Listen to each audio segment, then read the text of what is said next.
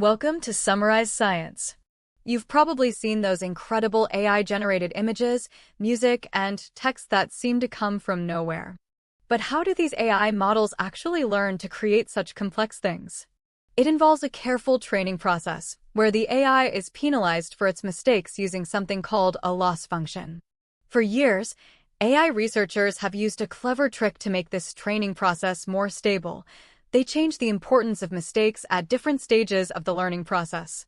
The problem was, this trick was often used without a complete mathematical understanding of why it worked so well. Well, this paper, Time-Dependent Loss Reweighting for Flow Matching and Diffusion Models, is theoretically justified, changes all that. It provides the missing piece of the puzzle, a solid theoretical justification for this widely used practice. The authors use a powerful and general framework called generator matching, which covers a whole family of popular models. At the heart of the paper is the idea of time-dependent loss reweighting. They show that you can introduce a weighting function, this WT you see in the equation here, into the main loss calculation. This WT basically tells the model how much to care about its performance at any given time t during the generation process. Think of it like learning to paint. At the beginning, you focus on the big shapes, and later, you focus on the tiny details. This paper proves that giving different weights to these different stages is mathematically sound. The main result is formalized in what they call Theorem 4.8. You don't need to understand all the symbols, but what this proves is that even with this time-dependent weighting, the model will still learn perfectly if trained correctly. This is a huge deal because it turns a practical hack into a principled, theoretically backed technique.